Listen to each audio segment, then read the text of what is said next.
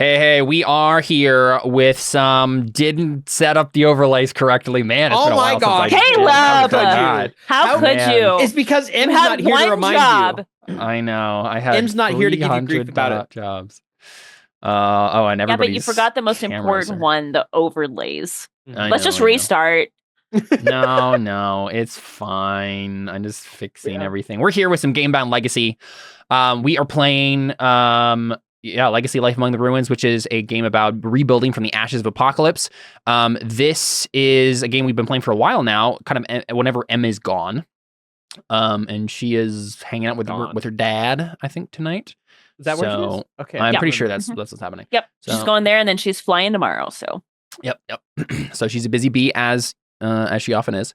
But we got some more role-playing games we can do here. So let's get to it, shall we?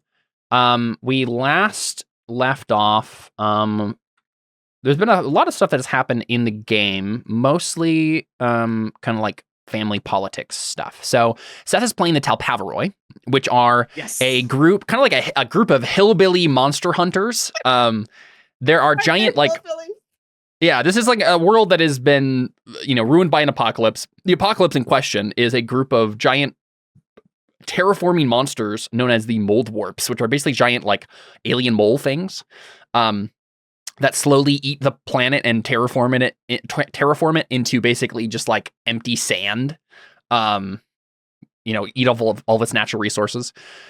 I feel Eldrazi now that I think about it.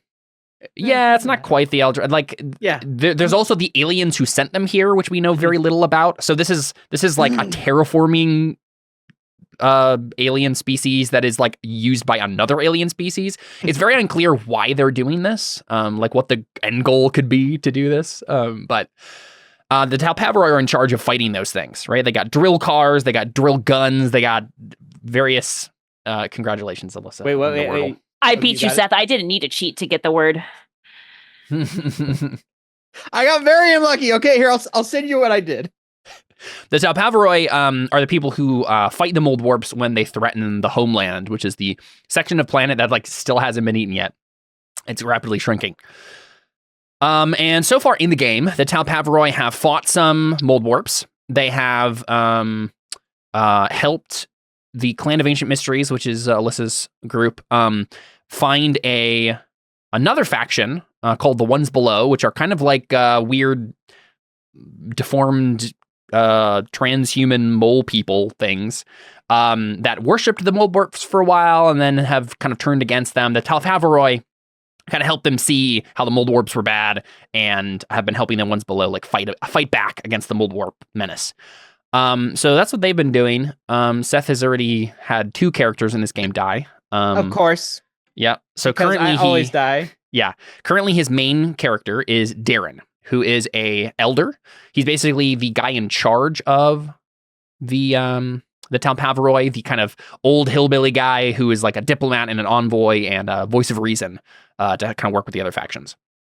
I remember him. I don't remember much about him. You have played very little of him so far. Okay, I'm hoping we can get into more of what he's about today. So the Clan of Ancient Mysteries is Alyssa's group. They are anthropomorphic fox spirits, I think.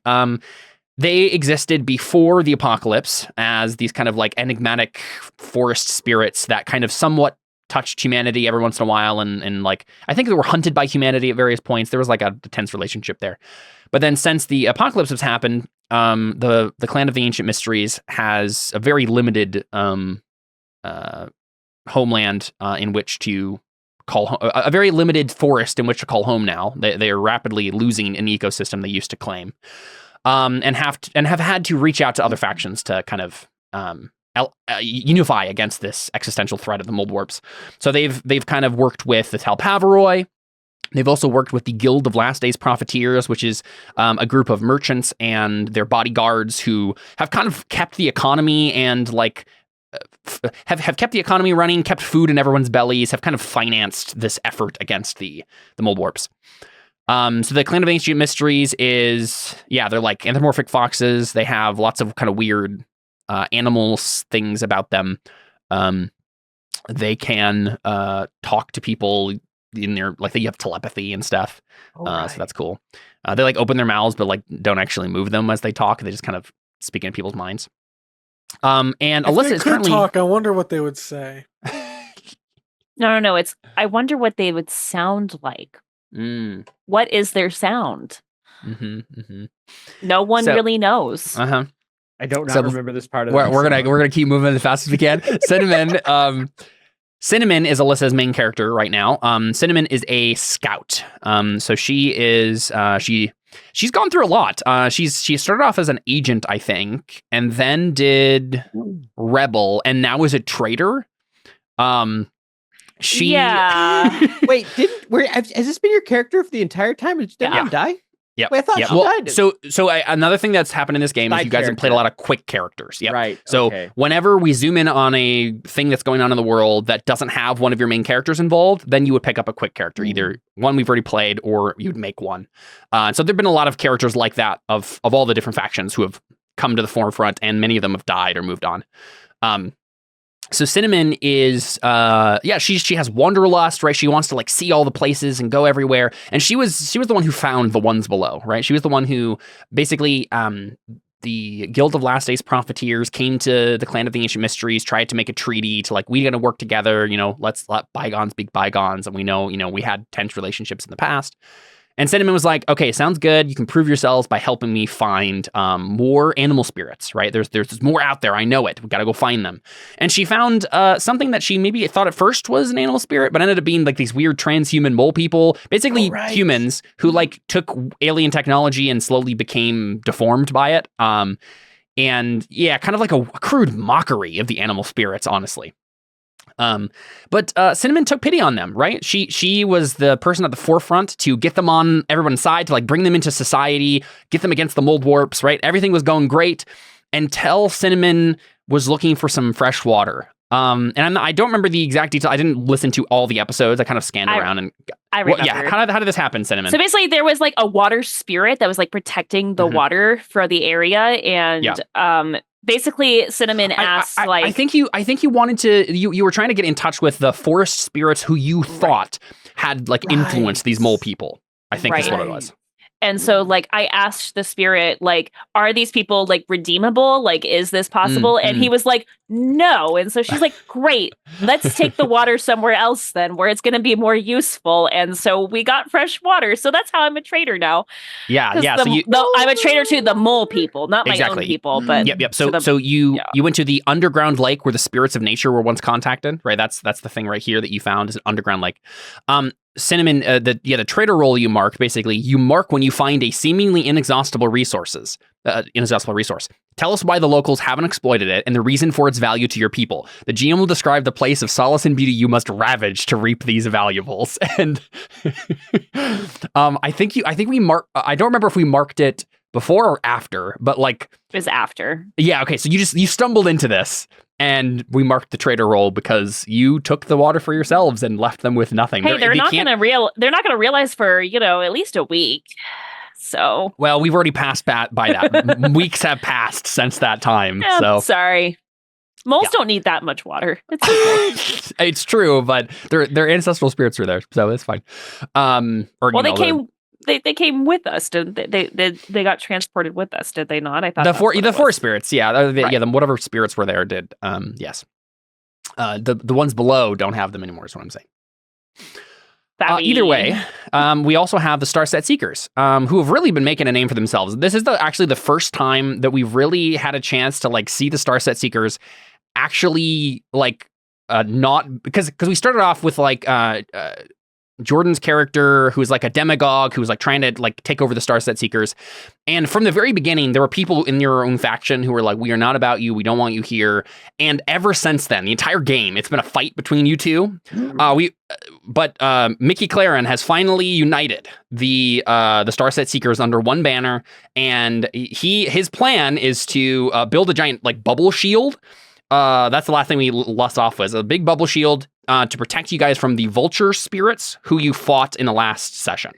There'll be a whole thing there. We'll get into it when we get into it. But basically, the Starset Seekers are a group of you chose the Enclave of Bygone Lore faction, which is basically like, we want to find all this alien technology from this like, that the aliens left here, and use it to, progress science and build these cool mechs and all that stuff. But yeah, right now the Starset Seekers are finally united and can kind of figure out what their agenda is, right? Like what they actually want to accomplish. So we'll pick up with Mickey Clarin, who is currently what role I think he just marked the leader role, because you started off being an outside. I'm trying to remember which one you started with. Because outsider is mark when your family betrays your creed. Name a principle those who break this. No, I think traitor is mark when you sacrifice the oppressed to raise your power across the homeland. Name the leaders who come to listen to your principles. Oh, I think we started with that one. I think you started as a traitor because you're kind of playing Mickey as like a villain, or at least an anti-hero. And Mickey started off with you had built like a prototype mech, and we're trying to get people to like come see your mech and like basically say, yeah, go follow me. Like I have a plan for the Starset Seekers that other factions want to get on board with. It didn't go the way you planned, and so you've had to fight against the like other Starset Seekers since then. You ended up being an outsider, and then last session that we played, you finally got a chance to like actually fight against the kind of rebel faction that was in charge of the family, the remnants of it, and defeat them once and for all. You managed to do so and mark leader. It's mark when your family rises up against an oppressor, say where your forces are waiting in ambush. That was the whole thing, was this rebel faction is the oppressors because, they were trying to take over the faction and do their own thing with it. Mickey right now is in charge, and we'll see what he does with it. The other factions in the game, as we've mentioned, is the Guild of Last Days Profiteers. I think I've already mentioned them and the ones below. I think I've mentioned both of them enough that we can probably just get to the present day, right? Let's talk about what's going on right now. So currently, my notes say the Talpaviroj are doing a recruiting drive with the ones below, since they are desperate without their fresh water. You have a lead on that. You haven't accomplished it yet. That would be something we would zoom in on with the Talpaviroj to see how it goes, right? Darren would probably lead that up and try to. Now that they're desperate, now that Cinnamon has betrayed them, right? Now that the Fox people have like moved away from them, and it's kind of funny because I think there are some of the ones below, or at least there were some in the Clan of the Ancient Mysteries. I think like that you like had them join you at one point, like because you needed recruits. I think at one point.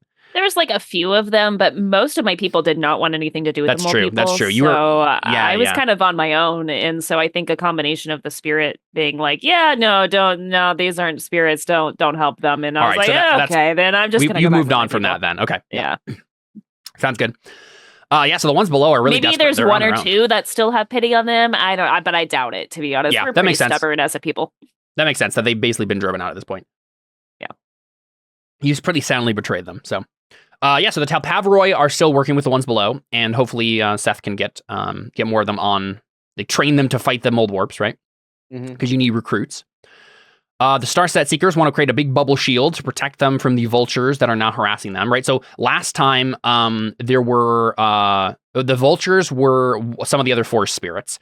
It sounds like they're probably not going to get along with the foxes.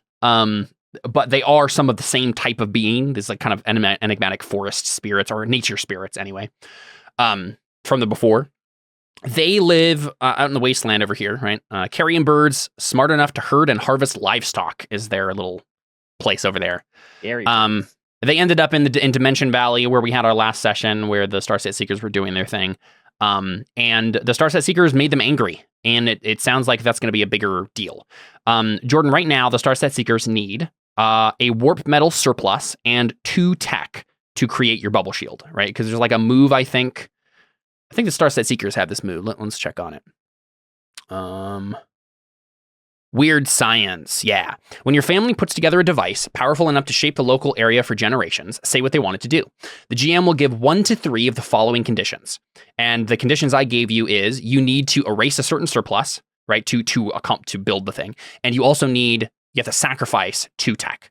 I think your family right now has 1 tech. Yep, you have 1 tech, so you need 1 more tech. And tech is something that you could get through some family moves, but mostly it's going to be like scavenging devices in the wasteland and stuff, getting a new piece of alien technology. And you also need a warp metal surplus. You don't have a warp metal need, which means you have some warp metal. As a reminder, warp metal is the kind of magical metal that the mold warps leave behind after they do their terraforming stuff, where they eat the planet. And it can be used for all sorts of fun stuff.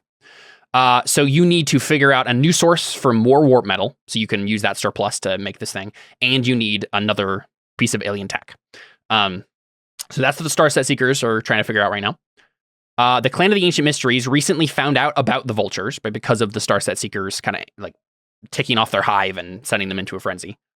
Was the vultures? Wait a second. Were the vultures the one where I had the character that was trying to convince everyone that Mickey Clarin was evil and he blew himself? Okay, yeah. Mm-hmm. That was the last thing that happened. Is your character Grant, who was a Starset Seeker? I think he used to be like a police officer or something in the Starset Seeker, something similar to that, like a security guard. And he tried to betray. He was like working with Mickey, and he tried to betray him, tried to double cross him, and blew himself up instead. Classic Seth character move. My character do that a lot. I listened to that full episode all the way through, and I tell you what, the entire 20 minutes of my character dying. The story of Grant's death, yes. Because the entire session, no one failed a single roll. Except for the one roll at the very end that meant Seth died. I thought there were a couple rolls I failed. You may have, but you're the only one who failed, and your failures led to your death. Everyone else succeeded with flying colors. Always. Yeah, it's pretty sad. Wait, it was Grant? His name was Grant? His name was Grant, yeah. Grant. Yeah, well, there you go. Yeah. Other note I have here, yeah, the ones below have it out for the Clan of the Ancient Mysteries, right? They're enemies now. So there's definitely a thing there going on. Okay, so this game is played in 2 stages, right? In 2 levels. You have the family level. Oops, I don't want this. Which is all of the zoomed out stuff, right? Like what are the families doing over weeks and months, kind of on a large scale level. And then when we get to something important, we would zoom in and do something on the character level, and kind of follow particular characters. I think we're starting off in the family level because we left off there. The one thing that I forgot to do last time that we need to start off with is we need to do Grant's death moves. Because in this game, when a character dies, because the characters die quite often in this game, they always get a move that they do when they die. And because Grant was a leveled character, right? He ended up marking 2 different roles. Quick characters always have a death move associated with the roles that they get. So you get to choose 2 different things based on your prophet and traitor roles that Grant marked. And he's in the graveyard there. So, for example, Prophet says, when you die, name a faction you preached to. That faction will honor your doctrine above all others from here on out. And then Traitor, when you die, name an enemy that will relent on their aggression thanks to your influence. Tell the backstory behind this. Seth, would you like to give us a kind of opening state of our game here today, telling us what happened? Again, so when you die, name a faction you preach. I think the only faction I really preached to was Starset Seekers. Starset Seekers. That makes sense. But how would they have held my doctrine? I don't know. What was Grant's doctrine? Most of the things he did was Mickey to. So the thing he did in the original session you made him was he was against Mickey. My doctrine is Mickey is an idiot. That kind of was it, though. It could be something like that, right? It could be like, my doctrine is we must, but also I think we should be slightly kinder to Jordan. That was literally the entire game so far with this character. Like, I think we should give his character a little bit of chance to like do something with his faction instead of constantly dealing with infighting. Do we? I think we should. I think we should see how it goes. This is Jordan. This is your Yi. Yeah, exactly. Like, because we've already made it this far, I don't want to just kill off the character. We need to see how it goes. Okay. The faction will honor your doctor. Because here's the thing, I don't remember much outside of that of Grant, other than So Mickey's an idiot. Grant's things was basically he was a security guard or something for the faction when Mickey was outcast from the faction, and then over the course of a session, Mickey took control of took control of like the home base of the faction, and you ended up swapping sides because he just got in control of everything, and your side lost. The next session, you were the spy, right? You were sent to the remnant of the rebel faction against Mickey to find out what they were doing. You found out what they were doing, and then they got blown up. And then you tried to double cross Mickey, and when that didn't work, you blew up the secret. So your doctrine could be betraying people. The funny thing is, too, I remember the reason I did it is I knew Jordan wanted Mickey to die, so I was trying to do him a favor. Yep. And I got killed doing it. Yeah, I preached to the rebels, but they're all gone. Yeah, I mean, it could be the Star Set Seekers, right? But maybe, you know what? Here's what I'll say. I'm gonna say my trying to kill Mickey was misconstrued as self-sacrifice to save him, and now everyone loves him. Yes. It's the kamikaze, like we must die in the cause. Yeah, okay. And then sounds good. I really like that. Mickey would definitely spin that when he gets back to the base. He would definitely spin the whole thing and be like, and Grant gave his life for me, right? He died jumping in front of a bullet for me. That would be awesome. Then when the other one, Trader, when you die, name an enemy that will relent on their aggression thanks to your influence. Tell backstory behind this. Is it just that the rebels stop rebelling? It could be that. An enemy that will relent on their aggression. It could be. I'm trying to think of other enemies of the Star Set Seekers, right? The vultures. Yeah, it could be the vultures, but like, I don't know what the backstory behind that would even be, right? If you can come up with something. We had one guy that stayed behind and watched the whole thing and watched him explode himself, and they were like, "These guys are too crazy to mess with. We're gonna leave them alone." Are the vultures that sentient? I mean, if they were, they are. Yeah. Maybe maybe that's it. Maybe that area where that had all the vultures, they left because they went to go find some other area to deal with, because they were like, with all the craziness happening. I mean, more than me, like we killed a lot of the vultures, didn't we? You killed the ones that came there, but it wasn't necessarily. Maybe the vultures just abandoned this area that we were at. That this will relent on their aggression thanks to your influence. Okay, so I'll tell you right now, my plan for this session was to make it all about the vultures being aggressive.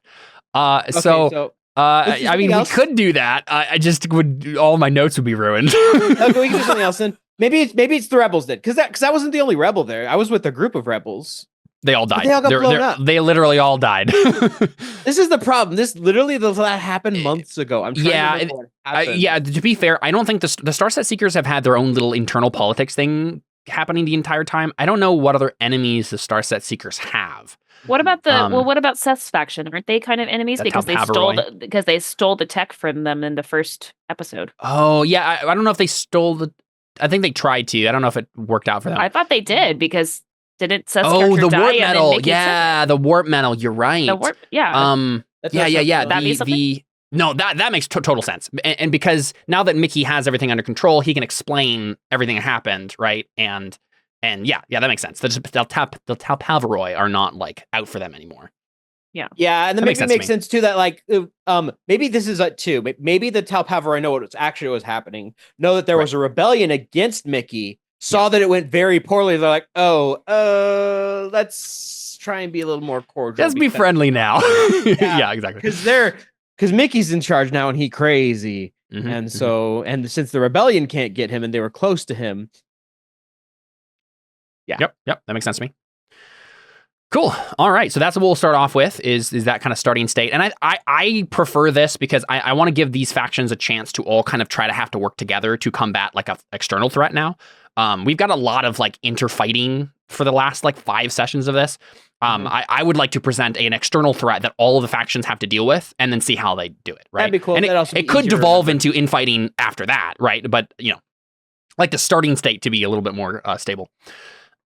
Okay, cool. So we can start zooming in wherever. I think the general state of the board as we stand here is Talpaviroj need recruits. That was the thing they're working on actively. The Starset Seekers wanted to create a big bubble shield because the vultures are currently harassing them. And this is the thing that is true about the board now, true about the homeland. The vultures are starting to push inward. So no one is quite entirely sure why this is happening. Whether or not they're just like noticed you guys finally somehow and just decided, okay, we're going to take your stuff. But they started like dive bombing your cattle, right? Like the Guild of Last Days Profiteers like farms stuff, right? And they're being threatened. A lot of the infrastructure that you guys have built is being threatened.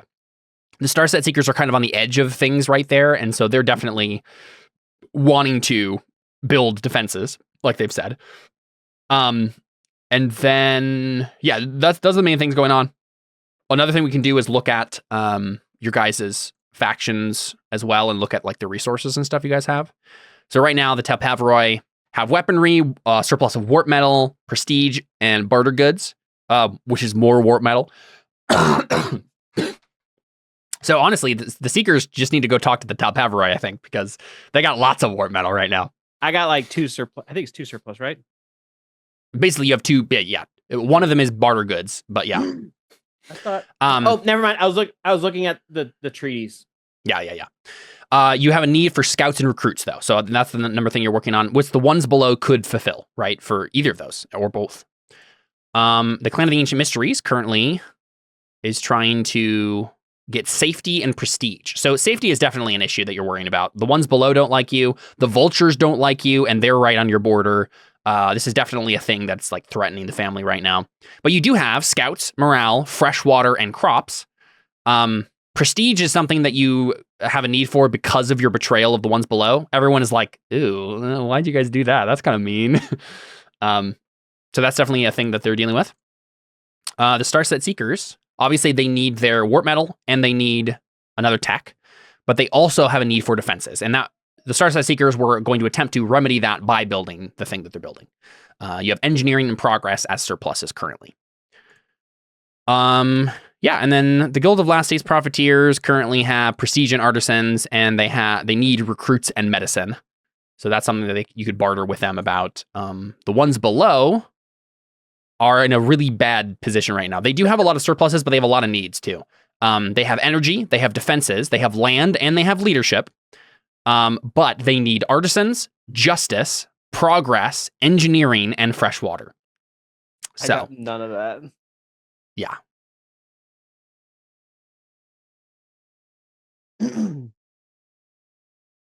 So yeah, wherever we would like to start, whichever family would like to try to deal with the problem. I thought we're starting with Jordan. Mm-hmm. Are we?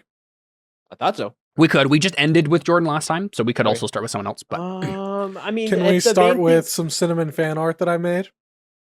Yes, sure. Please send it our way.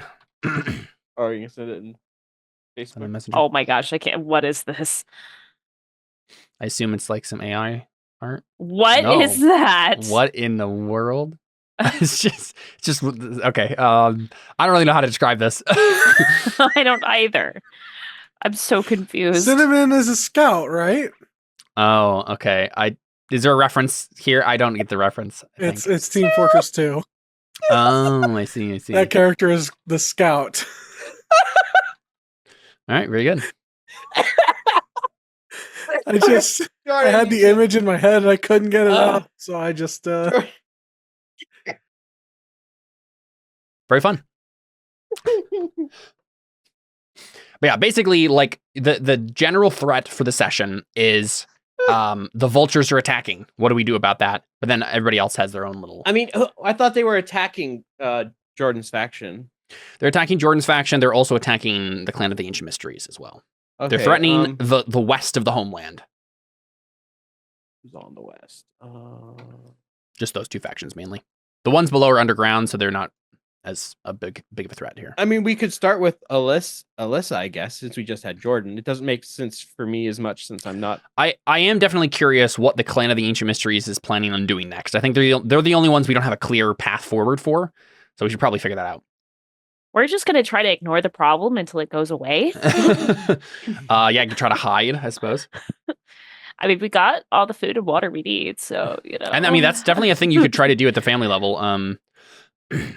Let's see. So family level like moves are hold together. That might be something we do here, depending on how bad things go. You could try to conduct diplomacy. I've just realized I'm not even on roll 20. My bad. You're good. You could try to conduct diplomacy with the family. You could try to claim something by force. You could try to do subterfuge. Try to uncover secrets. Call in a debt. There's definitely things going on. Or paths forward at the family level for the Clan of the Ancient Mysteries. If they would just like to kind of like entrench themselves. I don't know. That's a good question. So the problem that we're facing right now is that the vultures are like attacking our area. Like the vultures are starting to attack. Yep. Everywhere. They're threatening anywhere in the West. So the Starset Seekers and the Clan of the Ancient Mysteries are currently under immediate and direct threat by the vultures. Because our thing is that like it's not like we hate the Starset Seekers. We're just like we're not a big fan of it's like nature the new versus science, tech. right? Yeah, exactly. Right, exactly. Yeah. Okay, so yeah, the Starset Seekers are the faction you have interacted the least with. Right. Interacted with the least in the game so far. But yeah, the ones below are also mad at you. Yeah. I don't know if there's anything that water.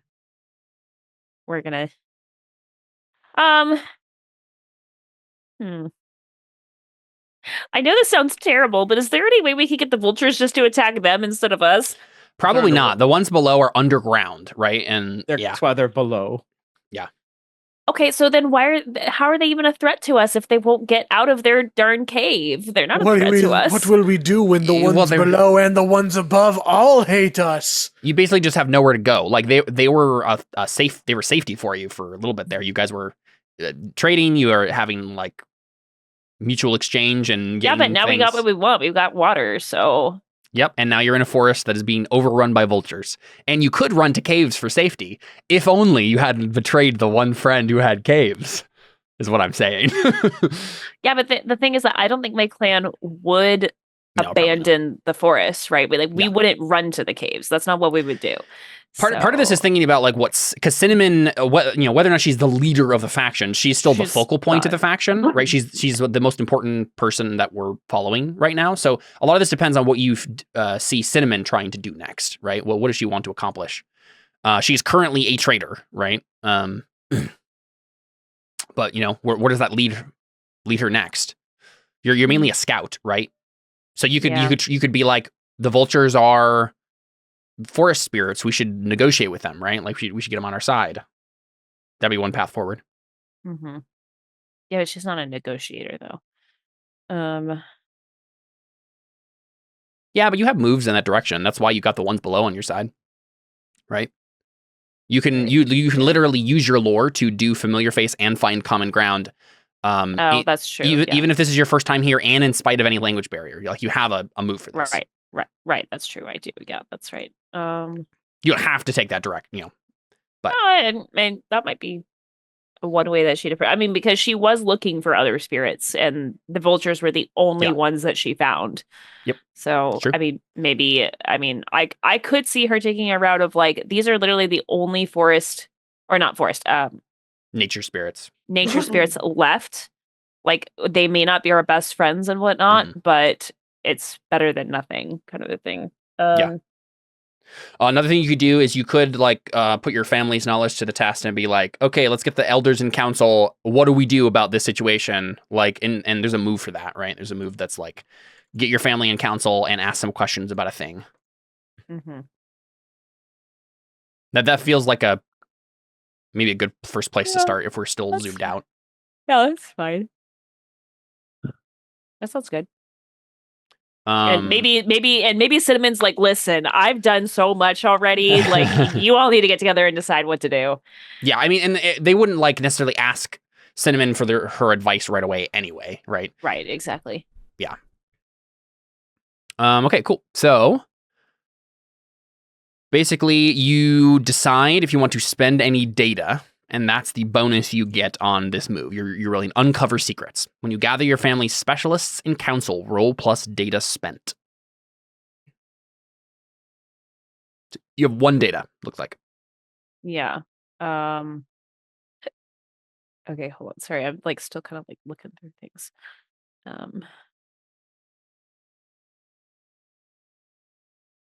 Okay.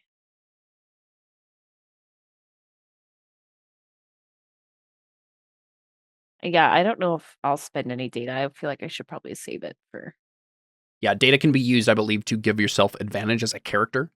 right. So, Yeah, no, that's okay. I'll save it. So what am I rolling here? just go ahead and roll a 2d6 flat. Okay. And then whatever you get will determine what questions you can ask. All right, 8. So that means it's a hit, but not a 10 plus. So you can ask one of the following questions. How do I get surplus blank? How do I remove need blank? What's the truth behind blank? How can we best make use of blank? I feel like the obvious one is how do I remove safety from our needs? Yeah, how do I remove need safety? That makes sense. Yeah. It's definitely... I mean, one answer is to ally with the vultures, right? Against all these dirty humans. Just don't worship us anymore. What the heck, guys? I know there are 2 paths forward, I think, for the family. They can decide to try to ally with the vultures against the humans, or they can try to ally with the humans against the vultures. I think this is the decision point for the Clan of the Ancient Mysteries.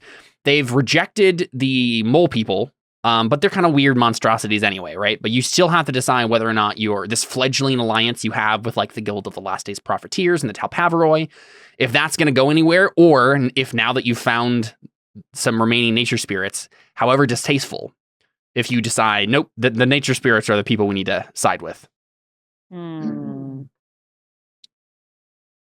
Let's see.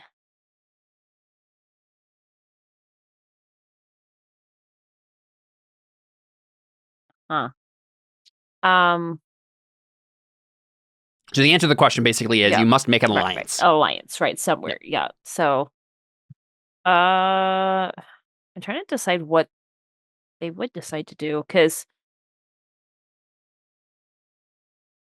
and it would be easy enough to say, like, the councils are still, or the elders are still in council, they haven't decided yet, but Cinnamon takes it upon herself to go do it. Or it could be the council has decided and Cinnamon is being sent as an agent. I think the council should decide first. I think the problem is that, like, if the like Starset Seekers have decided that they're going to go help the mole people, then they would side with the vultures,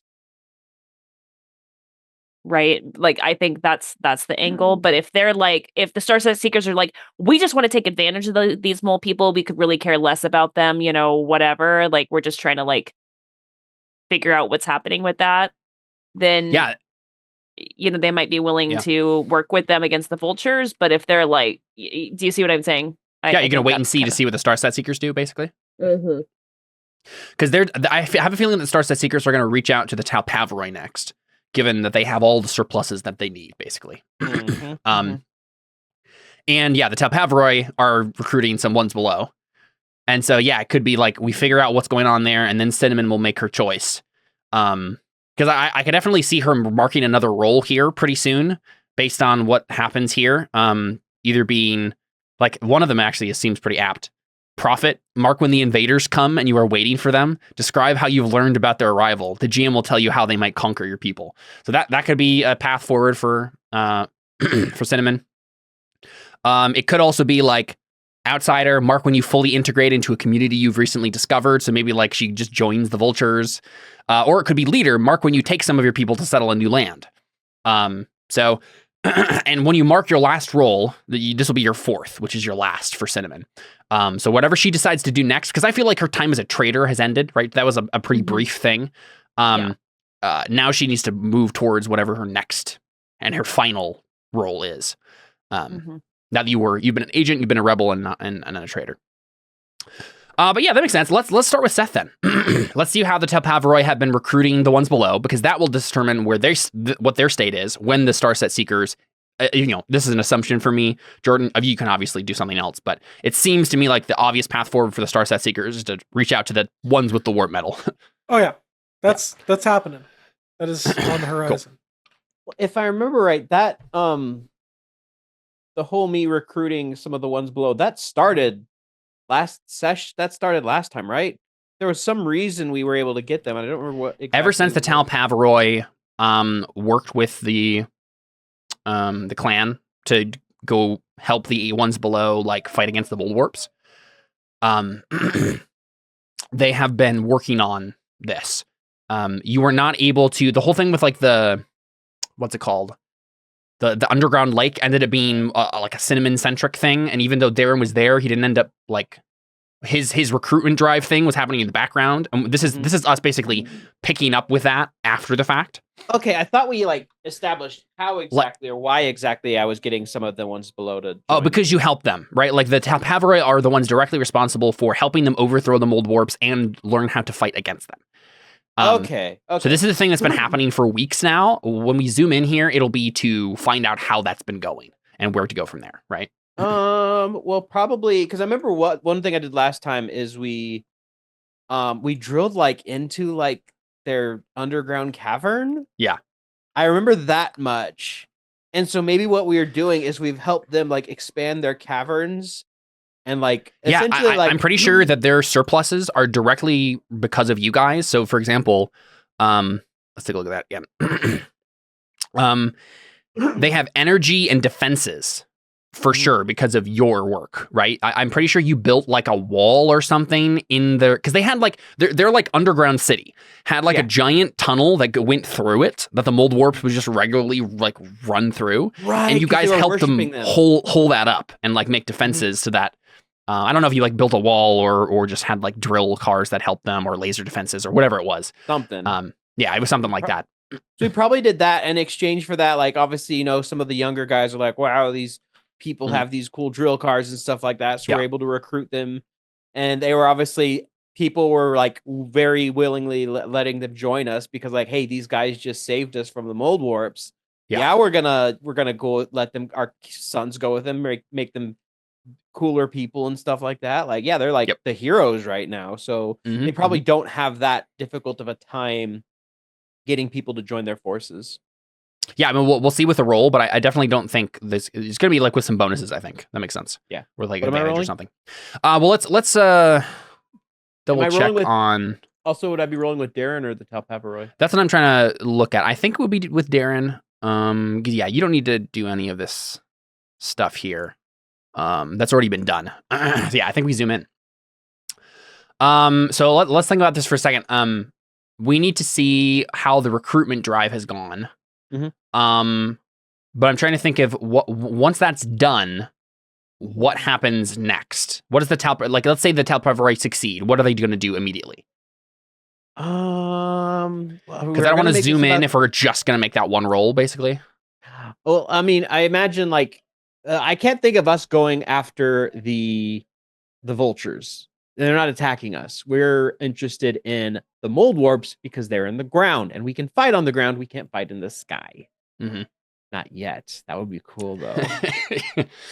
Give our drill cars wings. Oh my gosh, that would be awesome. You just eventually turning into Larry Boy. That's kind of what you're doing.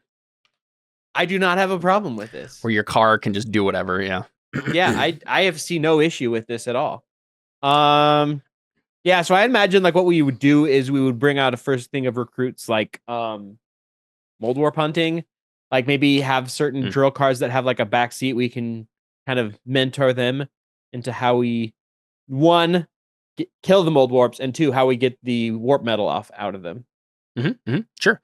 I think we make this into a more of an extended sequence then. And I think what we should do is have the Talpaviroj recruitment drive be, well, we're at the tail end of that when whoever shows up from the Starset Seekers to get what they want from you. Right? And have that all happen in one scene. So we can maximize our time there. Jordan, at the family level then, is Mickey going himself? Is he sending a diplomat? Like what's going on there?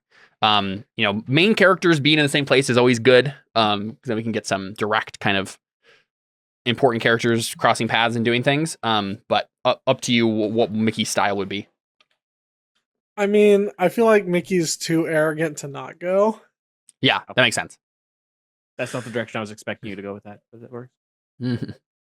No, that makes sense. Yeah, he's kind of like I mean he's like a bit of a coward and whatnot, but like he's also like he wants to do it himself so that his minions don't mess it up, right? He at least wants to be there to berate them when they do it wrong. Well, it's that, and it's like, why would anybody say no to me? Like he thinks that he's the ultimate diplomat. Right, of course. That makes sense to me. Cool. So then, so Alyssa, we're gonna zoom in here on probably at the ones below, and it's gonna be Seth's character Darren doing the end of the recruitment drive with the ones below, and that will be the point where Mickey shows up to do negotiations with the ones below. Is Cinnamon gonna be involved in that scene, or are we gonna wait for that scene to play out and then Cinnamon will do something later? They don't want to see Cinnamon. That's what I figured. Yeah. Great. Cool. Let's go ahead and zoom in then. Okay, story moves. So, when you focus on critical scenes where a handful of people might change the course of history over hours or days, stay where you are on the map. We're going to be in the ones below, a structure built by ancient humans inspired by your ancestors, right? It's the underground city of the mole people. The main character's present, say what they're there to do. Darren is there to do his recruitment drive with the ones below to and like arm them and like, you know, train them and whatnot. And then Mickey is there to negotiate with the Talpaviroj for what they need, right? You need one tech and warp metal to accomplish your defensive shields. And then the GM describes details of the environment or asks the players questions about it. We've been here before. It's a giant underground city. Would you just be doing, Darren, this like in the middle of the city and like a side cavern? We probably have a little, if we're doing training this, we probably like dug out a little cavern for us to like train them in, or like there was already an area that was empty. Maybe the area that used to be where the mold warps came in, we're using it as a training grounds for the drill cars. Sure, yeah. I mean, there's a whole series of tunnels over here, an abandoned, decaying alien ecosystem that you guys have explored somewhat. So you're kind of sending them out on some exploratory missions to like test their metal and whatnot. Sounds good. Yeah, I would imagine there's like a side cavern off the main city that connects to those tunnels that you had a little Talpaviroj base in now. Because you guys are like nomadic, right? You gotta like go from place to place. Yeah. Yeah.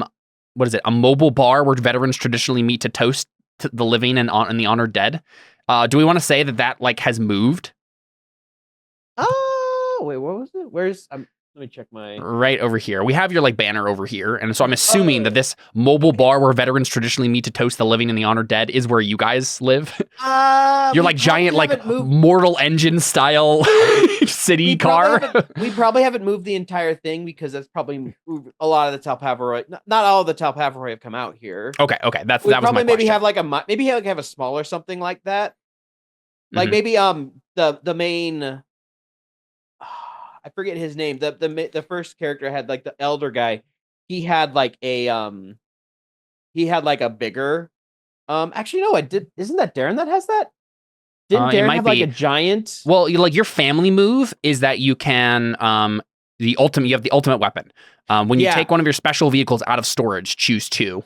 He has that, so he just has that, which probably has like a smaller version of that. But it's not the mobile bar.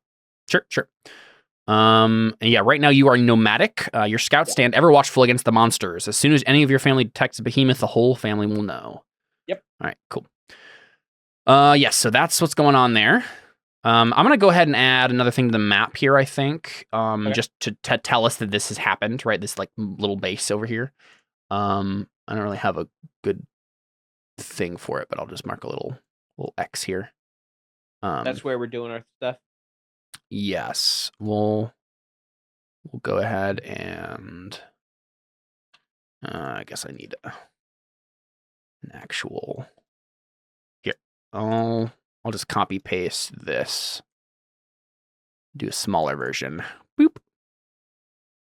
And change the tooltip to a forward operating base for training new recruits and testing their metal against the behemoths. All right, there we go. Good. So That is on the map now. That's where we are. Other players may create or pick up quick characters to fill out the party. Alyssa, who would you like to be in this scenario? You can also just sit out of it and just watch. That's also I'm honestly totally fine. just watching. Let's just see the drama. Sounds good. Yeah, because you could play it like a. Oh, you know what? No. You know who you need to be, Alyssa. You already have a quick character for this. You need to be Kato. Jordan's Mickey's assistant. Like little sidekick. Yeah. We forgot about her. So yes, she is like his scientist gal that like comes with him everywhere. Yes, sir. Yeah, no problem. Yeah, I totally forgot about her. I forgot about her too. Or him, him, her. I don't actually. It's a her. Yeah, Kato's her. Okay. Okay, so you have marked Rebel and then Agent is your most recent one. You are good at where do we write this down? Hacking. I don't think we wrote it down. I'll write it down somewhere. Expertise in hacking. I don't know. Has Kato marked a new role since we last saw her? Is she still an agent? Is she now a leader among the Starset Seekers? I think she's just still still an agent. Yeah, that makes sense. I remember her being something like a bodyguard. She wasn't a bodyguard. She was always your like nerd assistant, right? Like Mickey has never really been that Starset Seeker-y, right? Like he's been like a demagogue and not really much for the science of the Starset Seekers. Kato has been the person who's actually knows the science of things. Your gal with the clipboard and the lab coat next to you always. Yeah. She also has the inheritance move Educated. The first time you give advice to somebody based on your knowledge of the before, they gain fleeting advantage acting on it. I remember. Kato acted as Mickey's wrangler in a sense.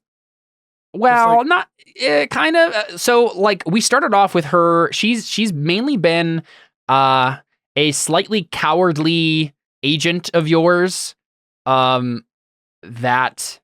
Yeah, mainly just a lackey. I don't think she is not the person who wrangles Mickey, from what I remember. We had like that scene from when he was outside and firing off the guns. That's true. Yes, she was like, ah!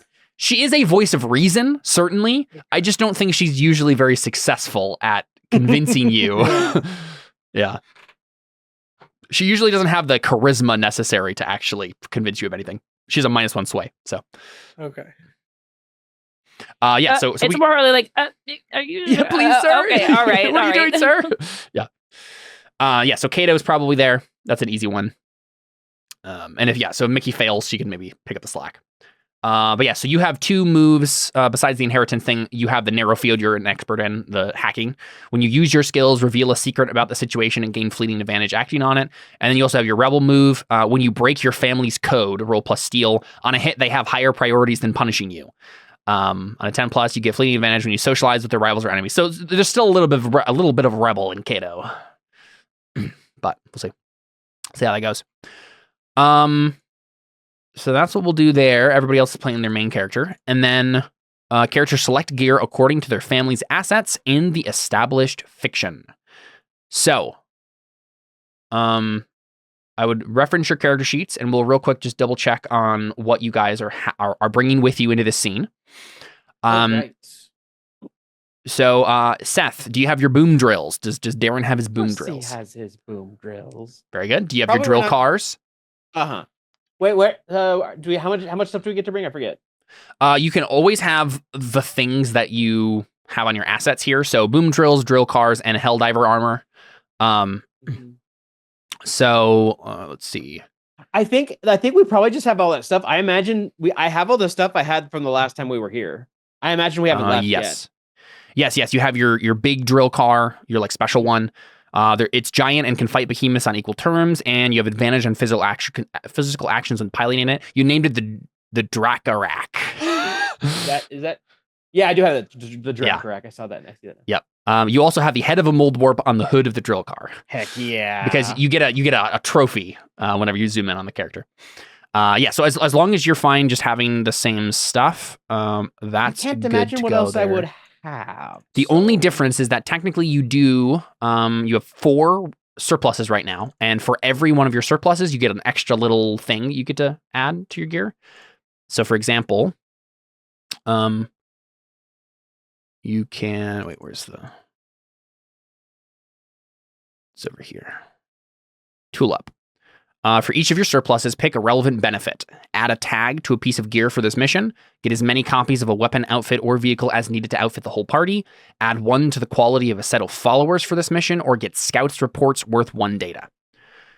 Darren doesn't have followers. Do the people not count that I'm training? So they don't count in a mechanical sense. Okay. You would have to like convince them to do things instead of just giving them orders to do things. Mhm. You do, as a elder, though, have your loyal staff. You have a scholar and a courtier who come with you, so you can tell them what to do. And you get +1 lore when you listen to your scholar's advice, and you get +1 sway when your courtier sweet talks your target. So that's definitely a thing to keep in mind. I don't know if we've really talked about them, and I barely remember Darren. yeah, I probably should have listened to the episode where Darren was important, but I really don't think he's done a lot. So I don't think so either. Yeah. And if we contradict anything, we'll just say you got different people, right? Primary. So which one of those options would you like to choose? You get 4. Say that again. I was liking the +1, but until I heard it couldn't happen. Yeah. Add a tag to a piece of gear for this mission. Get as many copies of a weapon, outfit, or vehicle as needed to outfit the whole party. Let's do Add that one. Which As many weapon, outfit, or vehicles vehicle? Probably the drill cars, because All the drill cars. Okay. Because that makes the most sense given the situation. I'm training a bunch of newbies. We probably had them ship a bunch of probably like lower, not like not like low quality ones, The but used like ones. the used ones. Their pilots have recently died. Yeah, stuff like that. Yep. And if you don't have any particular ideas for tags, I would maybe just get some data. That's always helpful. Yeah, let's take data. It's the easy thing to do. And data, are you putting it in or? Yeah, I can put it in. So I was wondering. I didn't want to put it in if you were putting it in. You get 3 more. You got 6 data to work with. I would spend it every time you make a roll, right? I'm fine with that. Advantage. I'm fine with that. All right, cool. And then for Mickey and Kato, Mickey, it looks like you did choose some options last time because you have your scholars are quality 2 that you're bringing with you. Do you want all the same things? Do you want a bulky hazmat suit? Do you want your diesel mech and your scholars? The scholars are good at researching, so I'm not sure as how helpful they would be in this situation, but Is this Mickey or Kato? Mickey. Okay, then yes, I want. So the scientists are good at researching. Are they good Yes. at designing and creating? To a lesser extent. They couldn't build it themselves, but they could like posit a design.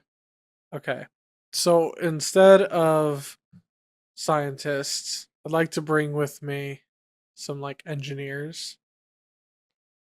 I don't know if you can do that. Yeah. Well, actually, wait a second. You have a move for this. The Secret Army. When you spend a few days training rebels in an area you don't have any followers, gain followers of quality 1 with 1 specialty: spying, rioting, sabotage, or carrying messages. I don't know if you actually want any of those, but No, I'm okay. So here's my play here. Yeah.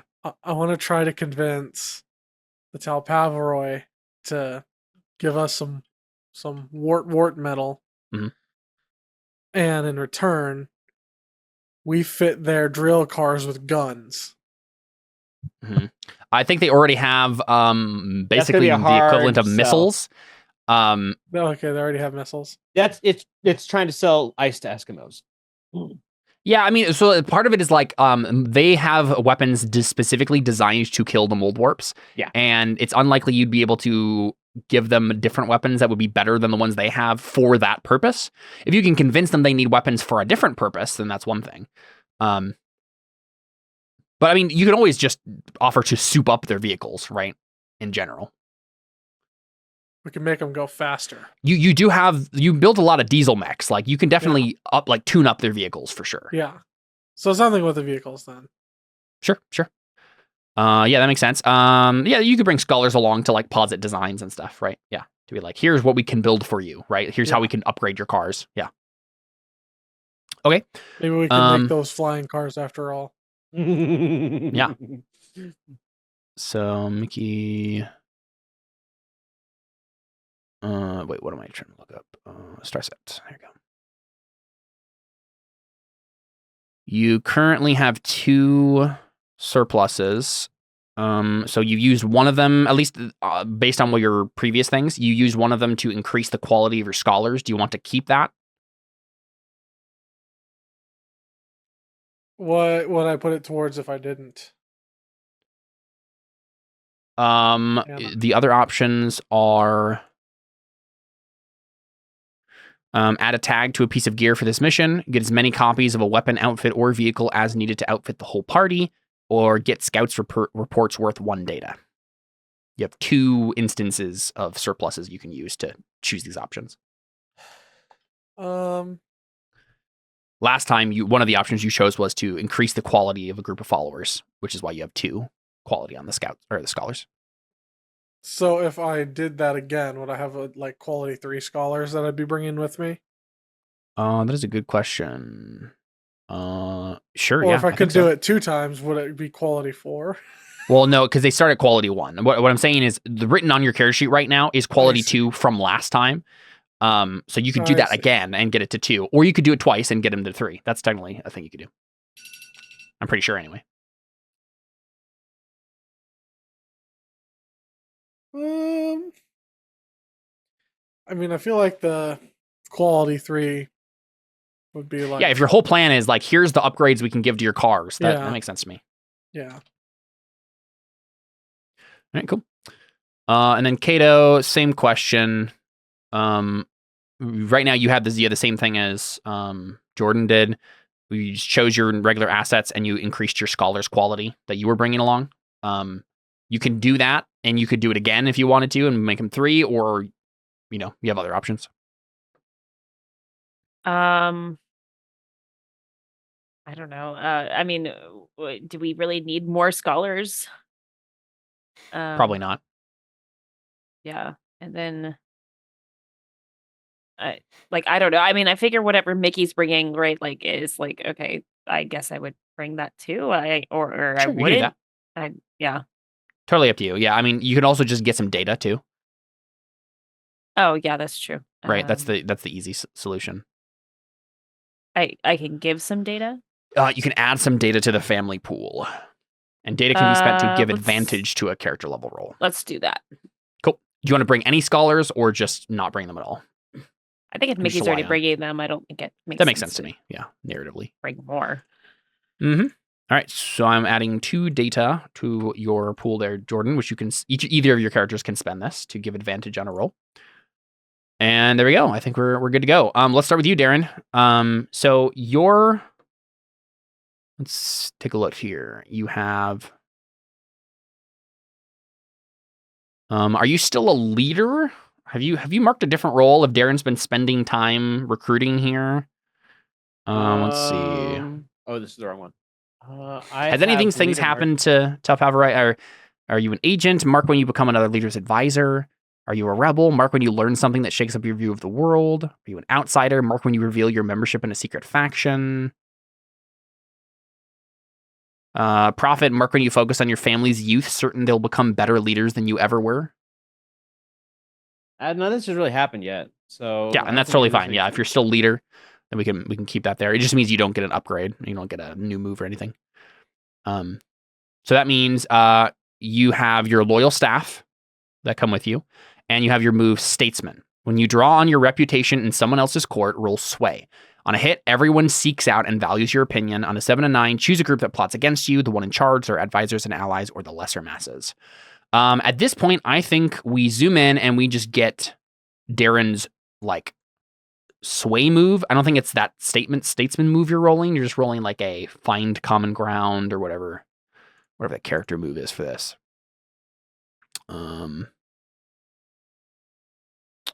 Yeah, when you ask someone to work with you. Yeah, I think that's what it is. So you tell me, Seth, what do we see? Like as we kind of zoom in on the scene and actually see it in the narrative, What does this forward operating base look like in this small cavern? What is Darren doing when we see him?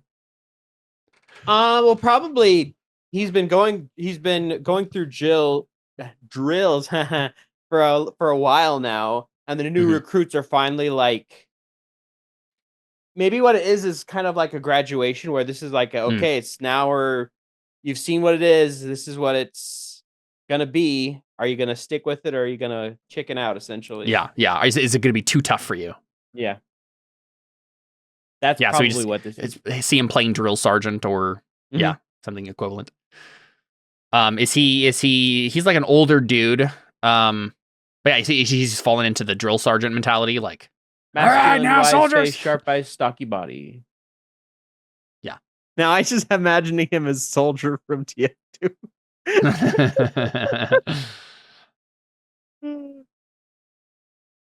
Those mold warps gonna eat you up and spit you out. Not quite. We gotta like be that. ready. Yeah, I figure. So I'm curious about the approach that Darren is taking. He's probably okay. Do you want to just go into it? Just act like I'm him or something like that. Okay, I wasn't sure if you wanted me to roll first or not. Yeah, let's do it. Let's see it first. These kids have been going through. They've had their fun. They think they're probably like a lot of them have a smile on their face. They're like, oh, this is so cool. And then Darren, like he's sitting on top of what Dracarac? Is that what I called it? The Dracarac, yeah. He's sitting on top of the Dracarac, and all those kids are sitting out there. I'm like, looks like a lot of fun, doesn't it? Are they like zipping around in their drill cars or no? Like, and they've done that, and now he has them like coming to him, like probably like the other advisors. So like he's brought them in. They're like lined up now. He's like, sure, looks like a lot of fun, doesn't it? He gets off Dracarac. Yeah. I'll admit, it is fun. They're laughing. It's fun till they start coming at you. Things go silent. You've seen the mold warps, but when they've come to you, you've been their slave. You've been their worshiper. They've come to you knowing you were going to give them something. But now he picks up a drill gun, or what the drill? Boom drill. Boom drill. This is all you're going to be giving them. Pain. Suffering. To give yourself freedom. But this does not come lightly. You've seen those cars you were in. You've seen how beat up they were. That one there was almost half eaten a week ago. That one over there got exploded. Their drivers didn't make it. You think you can? Do you think you are good enough to deserve a slot in that drill car of yours? And we roll to find out if they think so. Okay, so you can certainly spend data on this if you'd like to give yourself advantage. Yes, for sure. So you are rolling on your character sheet, Darren. Oh, my data's on my family. Yeah, you would delete one of those data points. Yeah, I did. And then go ahead and roll sway. Should be in the stats. Do at I the top get? There. And I get +1. You get from my so yes. How are they sweet talking your target? You do have to describe that too, right? We would see this courtier of yours. What is the courtier? Is the courtier? I'm very curious how this courtier would fit into the scene. They have to sweet talk them.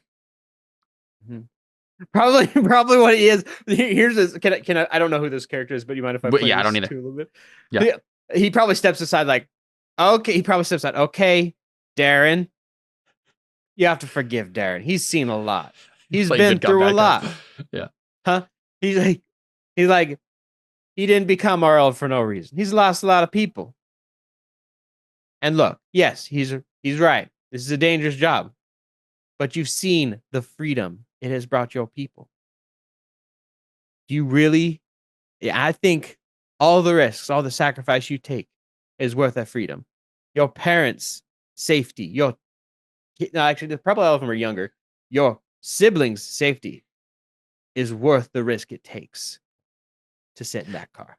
Yeah, I'd like to say that when Darren mentioned the like a half-eaten car, I think it was like one of the guys at the end of the edge of the line was standing next to that car, and it was like still kind of sputtering and like next to them, because if they're all then the next thing would be like to go on like a scouting mission.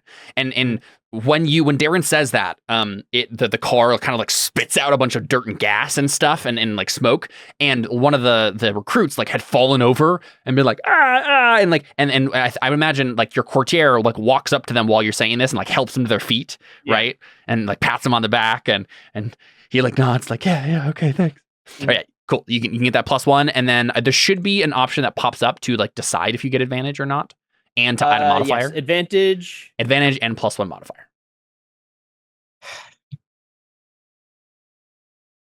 Partial success. That's all right. I rolled decently actually. It wasn't bad. It's not great. A little below average, but fine. On Find Common Ground, on a 7 to 9, their player picks 2, and both must be met, right? So you on a hit, they'll do it if you meet their terms. So if you got a 10+, they would only pick 1 term, but now they're picking 2 different terms you have to meet. Okay. The options are: a third party vouches for you. They can change specific parts of the task. They can back out as soon as it costs them.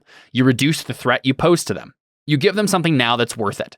You reveal your full agenda here, or their faction family gets 1 treaty on you. I get to choose 2 of these things. I think one of them is going to be you give them something now that's worth it.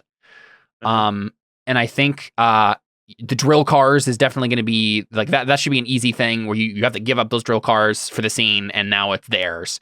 But yeah, like that's worth it to them, right? But I'm trying to think of what the other one is going to be. Treaty makes sense. Treaty would be easy. It would all be easy, yes. But I think I'm going to have you reveal your... They have 3 treaty on me already. I know. We always forget about treaty in this game. Yeah, we do. I'm going to choose you reveal your full agenda here. So I think one of the recruits, like, they're all looking at each other uncertainly, and one of them raises their hand. Mm-hmm. And I assume Darren calls on him. Yes. Name. Revan. No, that's the Jedi. Revix, sir. Revix. And as a reminder, these are all like hunched over, like deformed mole people who like have like alien technology in their backs and things, right? He says, I want to know how. I want to know how you fought for this long. I mean, they're gods. They're demons. How have you kept going, sir? I don't really understand it. This all is exciting and all, but how is me personally or us? Yeah. Like he's asking for the factions, but also you specifically. Like, so I'll end it with how do you keep fighting day after day, year after year, knowing that there's no winning against these things? There's no winning in the end of anything. All of us are going out in dirt no matter what. Might as well go kicking. So your agenda is pure nihilism, futilely chasing after the wind as you die. Not like nihilism. It's like they're like, hey, we're gonna if we're gonna go out, we're going. Let's put it this way: if I'm going out on my terms, not theirs. Okay, yeah. So I think that this is somewhere going to flavor in a completely different universe. A certain dwarf sneezes in the afterlife. Right. I think this is going to flavor the type of recruits these are. They're going to be like reckless, kamikaze, like burnout bright sort of troops. So they're not going to be like disloyal and they're not going to like back down, but they're not going to be smart or wise about this at all. Do you remember my first character? I know. I'm just saying this definitely flavors like the type of characters that are doing. To be fair, those are the kinds that are. I mean, given what they're doing, those are probably the kinds that are necessary in this sort of situation. And I think you flavored the faction too. I think the ones below are going to start like taking on your attitude about this, and are going to be like, all right, like there's no real, especially after like the Clan of the Ancient Mysteries betrayed us. There's no future for us here. Like they're not looking towards some sort of glorious, we're going to rebuild Paradise Horizon. This is them saying like, we're going to give one last middle finger to the mold warps and then we're going to go out in a blaze of glory. This is more and more Mad Max. Yeah. So yeah, I think that's what we get there. And then Mickey and Kato, this is about the time you're like wandering in, like having been led here by some of the ones below from the main city. Like we need to talk to the Talpaviroj. Okay, come with me this way. And Gritchley, the leader of the ones below, in a top hat and suit, leads you out here. And so what I think they all say like, "Sir, yes, sir," and then like all run to their drill cars and one of their sergeants, one of your Talpaviroj buds, is going to lead them on like a scouting mission into the tunnels, right? And so you're like, Godspeeds, right? And then just like salute him or whatever. And they race off. Yeah, they race off into the tunnels. And then what do Kato and Mickey think / react to the scene that they just witnessed? You like witness the end of that, right? As then Darren basically saying to his new recruits, of the ones below, like, yeah, we're all gonna die attacking these things, but we're gonna go in a blaze of glory. You see you guys like wandering with your mechs. Now that's what I like to see: honesty and commitment. Turns around. Darren probably.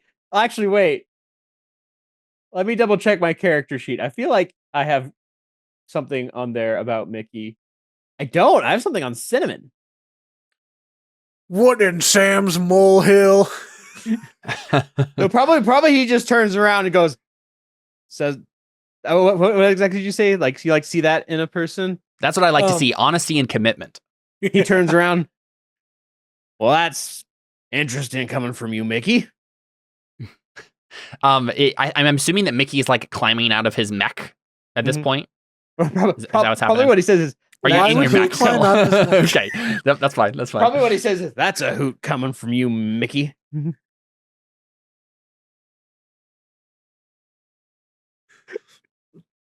Yeah, we see Kato and Kato's in her mech, and the other like scholars are behind you guys. I'm not sure if Mickey would even like acknowledge that. Well, yeah, he wouldn't acknowledge it, and because like he wasn't like understand it. I thought that's where that was going. He's like, yeah.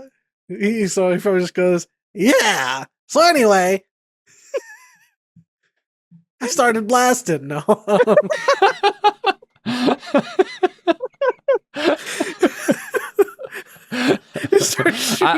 Okay, Mickey is played by Danny DeVito now. It's official. I can't. That has to be what. Yep, that's what he looks like. That makes everything so much better. Just imagining the entire game up to this point. And we've lost Jordan. That one scene from whatever that show is, where he like climbs out of the couch completely naked. Like I'm imagining him doing that, like with his mech, like. It's too good. It's like Sunny, whatever that show is. I don't remember. Sunny in Philadelphia. Yeah. Always Sunny. Yeah. That's Danny DeVito, right? I think he's in Always Sunny. I'm pretty sure that's Always Sunny. Oh man. So Danny DeVito, I mean Mickey says Mickey DeVito. Mickey DeVito. Oh, Danny Clarin. He says, I'm here on official business today.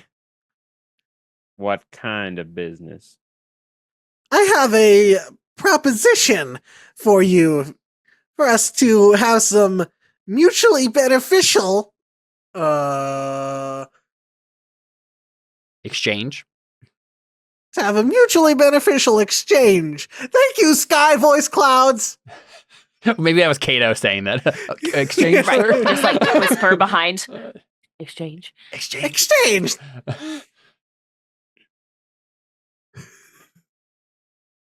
Go ahead, Mickey. I'd like to think that Darren's still just like lounging on his giant car next to the mold warp head. Yeah. Probably he has a drink he's cracked open and started drinking. Like, I'm gonna need this for him. Oh yeah, it's definitely like an actual like canned beer sort of thing. Just I'm just imagining it's like canned beets instead. Yeah, he pops the tab open and just. It's like Popeye The fermentation really kicks. Well fermented canned beets. Mm-hmm. Oh So- my gosh. This is official now that they drink an alcohol based off of beets. Is there? That's probably a thing, right? Probably. I'll look it up. So Mickey, how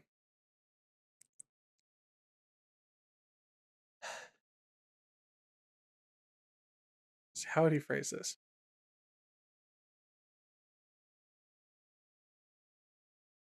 Maybe you're trying to get them Vodka. souped up cars.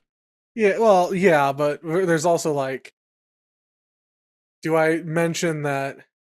Yeah, I guess probably like giving them the. Yeah, so okay, so here's what Mickey does. Mickey snaps, and then has like one of the researchers brings like some mock-up ideas and schematics for some of these souped up cars. Make these super drill machines, makes them spin a little faster and makes them rev a little stronger and faster and better or whatever. Well, whatever their more creative things are. And shows one or two of the designs to Darren. Mhm. It's Darren, right? Yeah. Yeah. So You just show them the design. Yeah, I think we should probably make a roll now to see how well your scholars like drew up the designs. It's like some done yes. crayon. Yeah, so I think the way this works is. Where's this move? Oh my gosh. Isn't there a tell my followers to do something move? Where is this? No,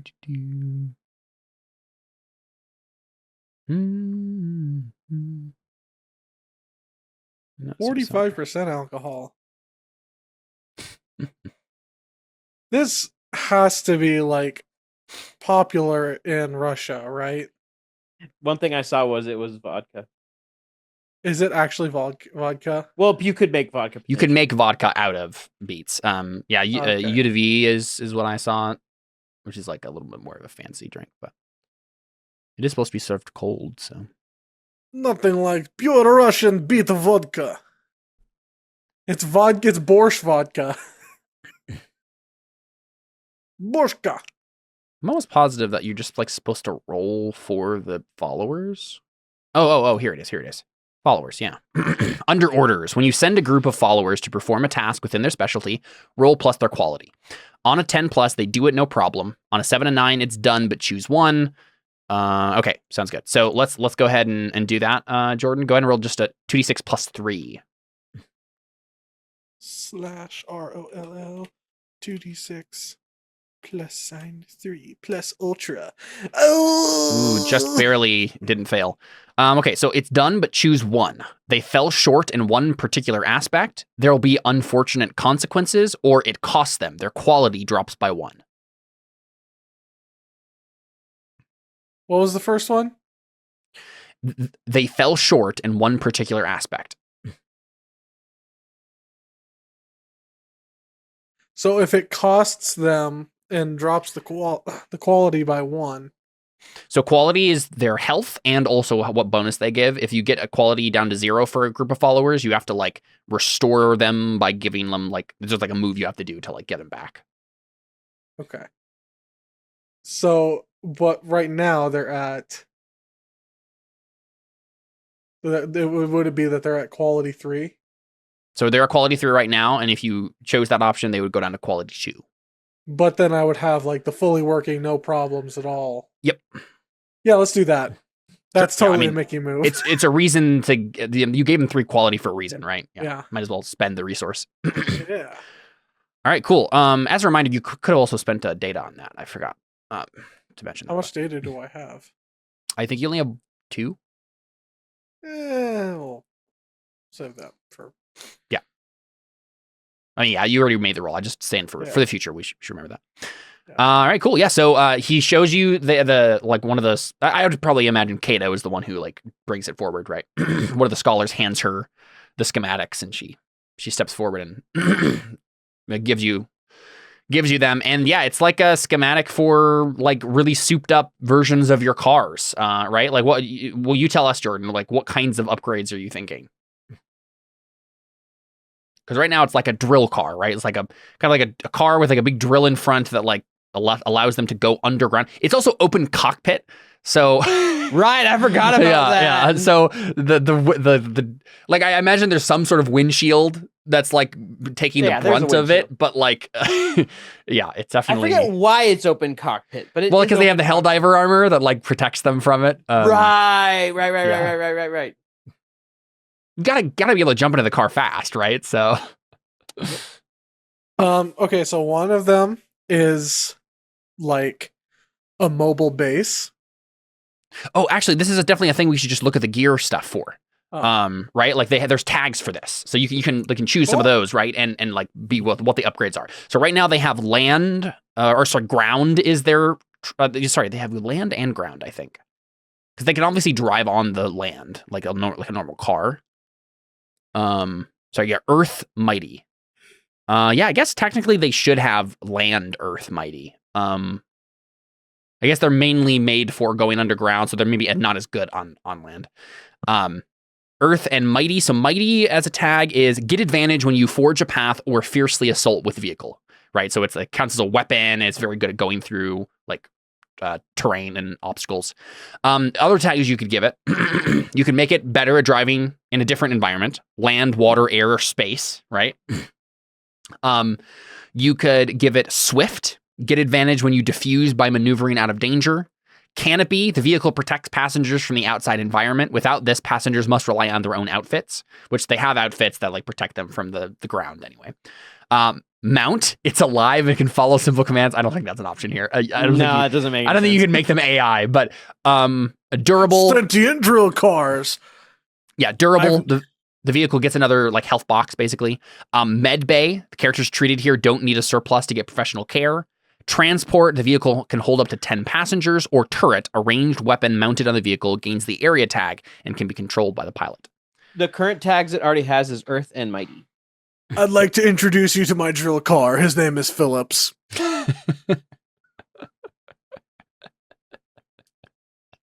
Middle name Head. Yeah. Thank you. Thank you.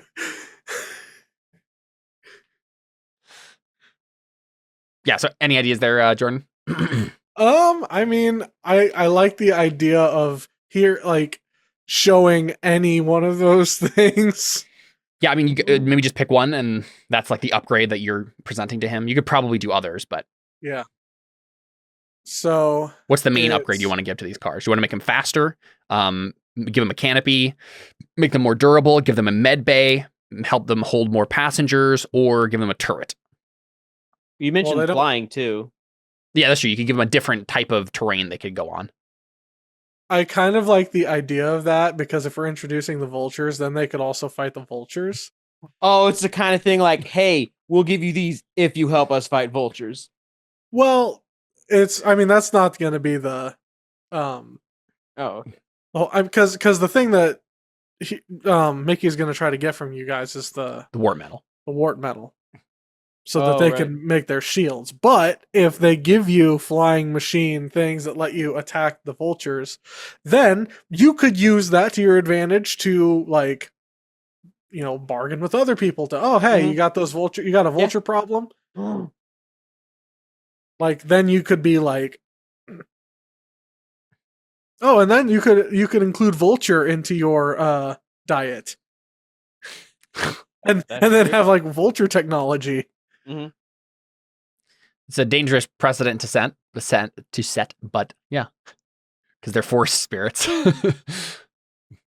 Yeah, That's right. They're not normal vultures. Mhm. Yeah. They're little Um, sentient vultures. So did you literally just show him a drawing Sapient. of one of, you know what I imagine this as? Given this A is giant Mickey? rocket on the back is No, what I'm no, what I imagining. imagine it is it's just a picture of the drill cars and he just drew wings on it. It's like this Yeah. really basic idea. I'd like to think that, like, well, this is the thing. That would be if Mickey's presenting this to you. He did get, like, actual smart people do this. I'm Right. imagining just to keep the aesthetic of the drill cars, right? I imagine that it's like you have the giant drill on the front of the car. And what they're proposing is to just have a giant rocket, like a jet engine rocket on the back of it. And so it's just like, like it's not going to be stable at all. You would have to add wings to have any form of steering, but like it would be so much cooler if like there were very bad wings or like so it like I don't want it to look elegant I think is what I'm thinking, right? I got it. It's a kind of thing where it's like a thing where you can just go boom, boom, and it's like Right, so yes, you can yeah. like jump. Yeah, you basically you become a missile. Yes, no, that's what I'm imagining, right? It's like you literally it's the same exact idea. You're going through something, but you're just rocketing through the air with a giant jet engine. I like the idea of you just jumping through instead. I like that. Yeah, So just probably like what happened. you go up a tunnel, like you get to the end of the tunnel, like up on, and you're aiming slightly up into the sky, and then you hit the rocket and it goes boom. Probably, this is how I imagine. Darren, like, okay, Mickey wants to show me something. Okay, I'll look at it. You thought of this. He turns to Mickey. Turns to the other guy. You thought of this? Like clearly this was Mickey's idea. The scientists like nod to themselves. Yeah. Mickey actually like started the whole process by like taking a really crude drawing of having a drill car and actually just drew wings to it and then handed it to a scientist and said, Yeah. "Make this happen." Mm-hmm. He's gonna look at it, look at the drill car, look at drill car. This is the most amazing thing I have seen in my entire life. This is like we're playing this as hillbillies. Yeah, exactly. Going, this is amazing. I like that. Like one of the scientists probably like just a starts saying single like, tear. he's like, well, we thought we tried to add wings to it, but we realized that the wings weren't going to be durable enough to withstand. No, they would destroy as soon as you hit it. Shoot it underground. Yeah, exactly. It's like, but we thought like maybe with the natural aerodynamic nature of the drill car, that maybe you could just strap a rocket to the back of it and just drill right through the air. I want this on all of my drill cars. Well, not all of them. He looks at his, far too large to put any form of rocket on it. It's meant to be heavy, so it can't be taken out from underneath. Mm-hmm. It's like, I need these. Like he's on the verge of like tears. Like, I need these. I've never seen anything so beautiful in my life. Kato's just like rubbing her like oh, this is the dumbest thing ever. Mickey's like leaning back and just whispering in her ear, "I told you it'd work." What? It always does somehow. Somehow. So why does Mickey keep moving forward in Wait, life? he did just roll a 7. So what did the 7 mean? So I think the 7 means that the you look back at the scientists, they were all tired out of their mind. He had them working on this for days and like hours, like to the point where they were like He super probably sleep told them like deprived. last night. Right, exactly. And they've tried so hard, and they're all like bleary eyed and like falling asleep on each other's shoulders. Mickey, it is not a secret that I do not like you, but I would do just about anything to have these. How? So how much moldwort stuff do I actually need to make? You need the one ship thing surplus's worth. So it actually I works have. out pretty nicely. The Talpaviroj have extra warp metal that they have as barter goods, basically, that they can give you. The other thing you need is you need one piece of tech. So you could also ask them, like, can we have another piece of tech to help us like make these shields? I have one tech exactly. Mhm. And rocket cars, this is not just a thing that Darren wants. This is a thing that Seth wants. happen? Yeah. So there would have to be a role here, like to actually build them now, right? Like you know, Mhm. you have to actually like put the work in. But yes, you could for the like promise of for the schematics and the promise of building them. I think what you'd be asking, Jordan, is like warp metal and a piece of tech. Yeah. That's probably what Yeah. you want. Deal. He holds out his hand, probably covered in like dust and like dirt mud.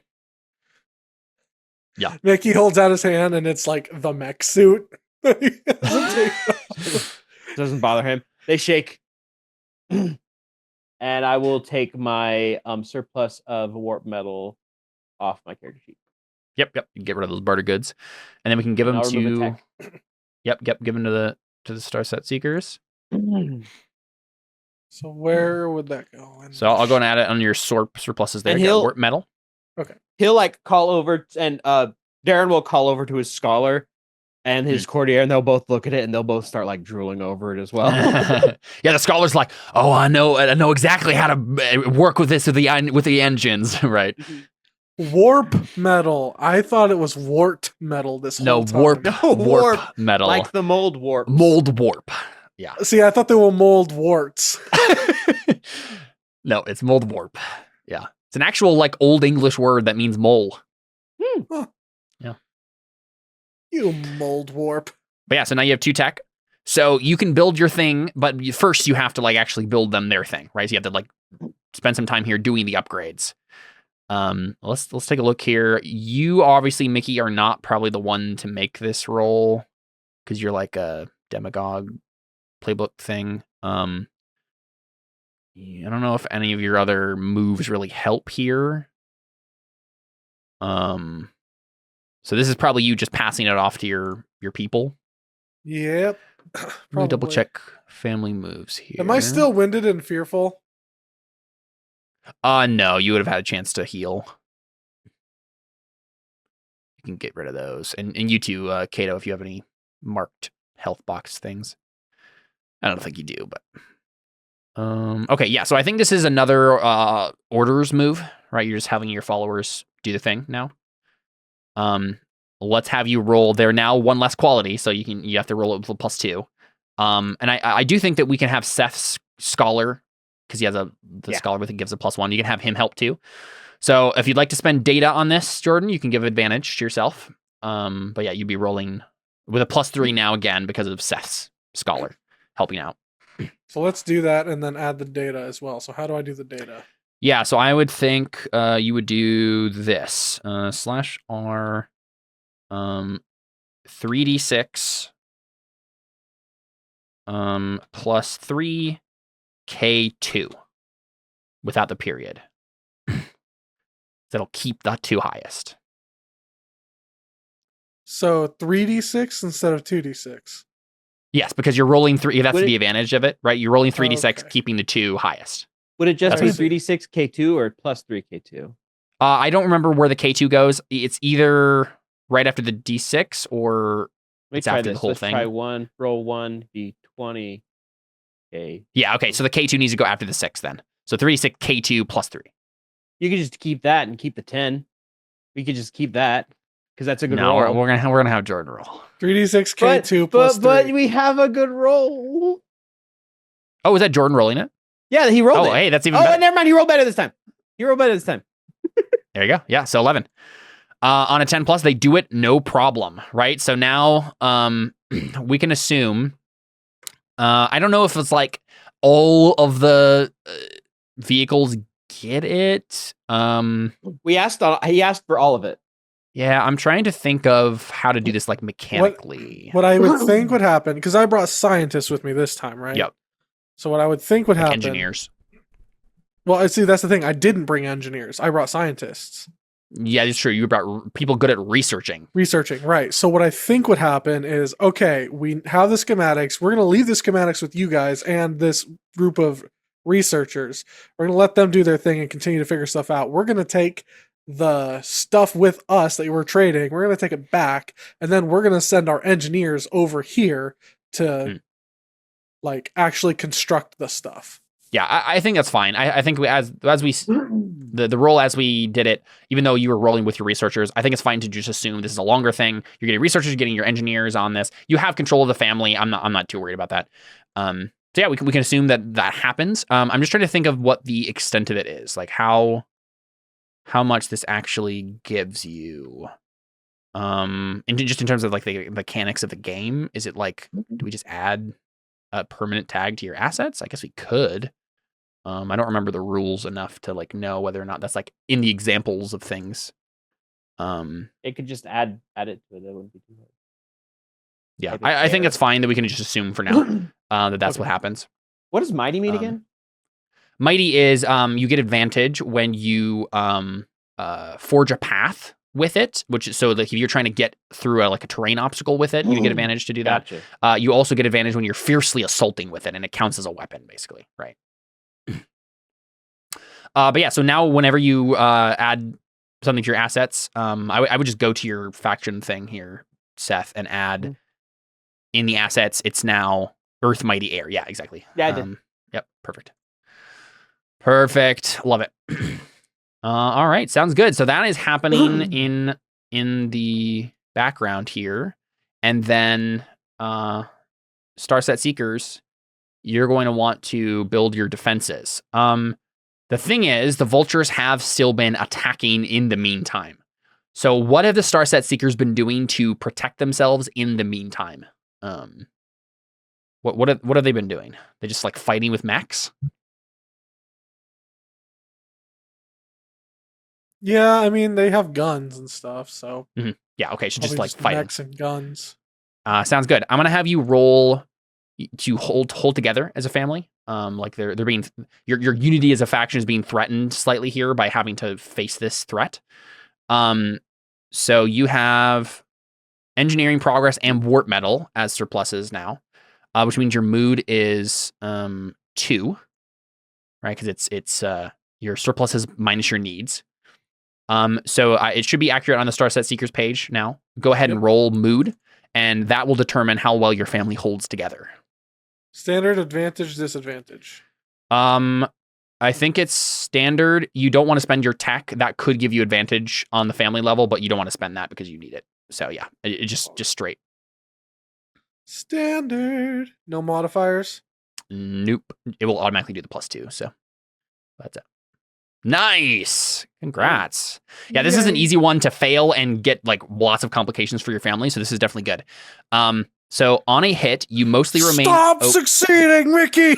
No matter what, something complication does happen. Whenever you have to hold together, that happens. But so on a hit, you mostly remain okay. Pick one. You lose people to harm and or desertion. Get the need recruits. Another family or faction came through to help you. Give them 1 treaty on you. The danger hasn't passed so much as shifted into something more manageable. Say what it is. So you got to choose one of those options first.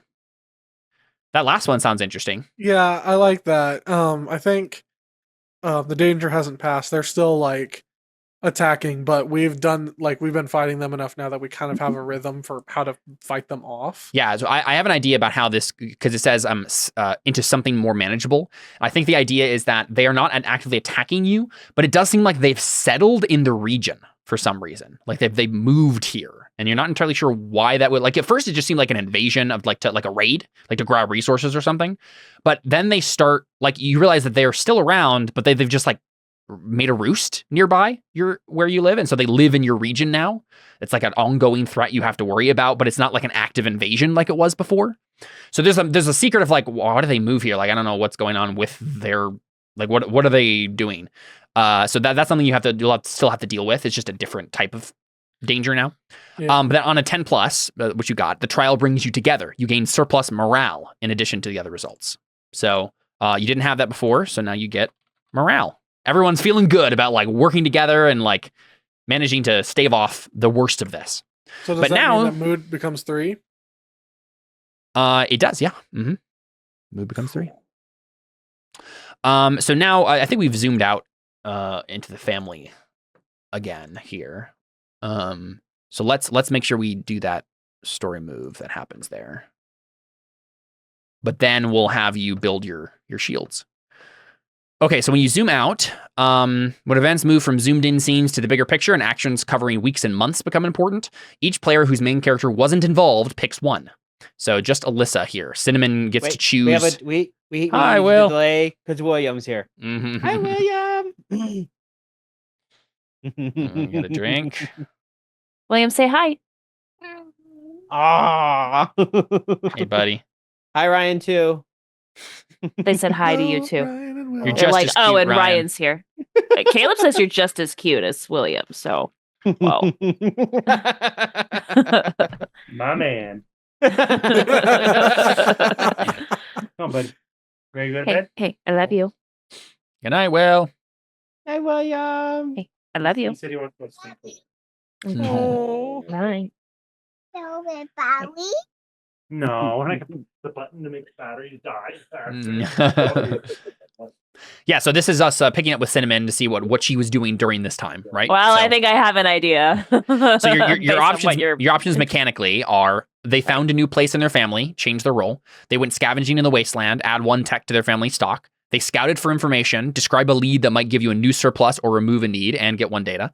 They helped out another family or faction, gain 1 treaty on them, or they discovered a new danger, describe it and say which other family or faction it's threatening.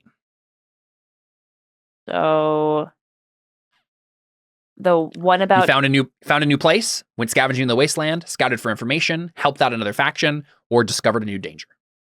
I think I scouted for information. Okay. Describe a lead that might give you a new surplus or remove a need and get 1 data. I would like to remove the need of safety. Yep. Is this me officially? Are we making an alliance with the vultures?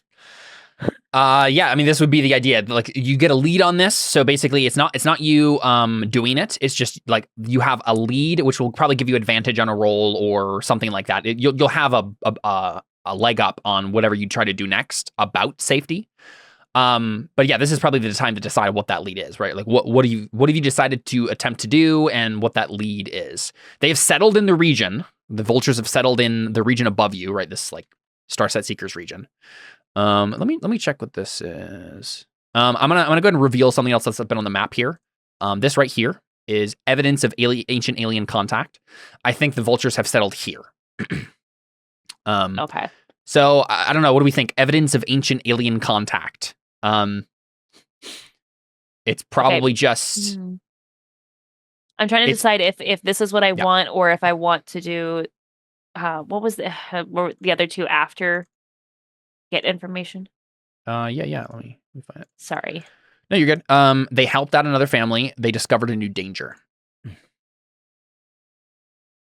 Yeah, either way, I think the vultures are roosting in whatever evidence of ancient alien contact is here. So like some sort of starship Right. or something like that. I would like to remove that need for safety. I just don't know if that would make sense narratively because like we just Yeah. don't I haven't like nothing's really changed. And if anything, it's now more dangerous for us because now the Starset Seekers are also on the mole people's technical Sounds like ally everyone list. but you is getting on board with this. Right. Which is so ironic. Mhm. How the tables have turned. I don't know. Yeah, up to you. I have an idea for danger if you wanted to go with that. And it would, because it has to be a new danger. It's not the vultures. It would be something else. And I do have an idea for that if you would like to pursue that. But yeah, if you want to do the lead for safety, then it could be like a vulture came to you, or like you found a vulture or captured a vulture, or a vulture came to you or something. That could be something. That's certainly an idea. And I think maybe now that they see the writing on the wall, they're like, let's, now that the vultures are settled right next door to us, let's see if we can make an alliance to like tighten up our borders and, figure out what to do there. Okay, so you want to lead on safety then? Yeah, I think so. What do we think? So the last time we picked up with the vultures, they did seem to imply that they didn't like the forest, the foxes. Mhm. Yeah.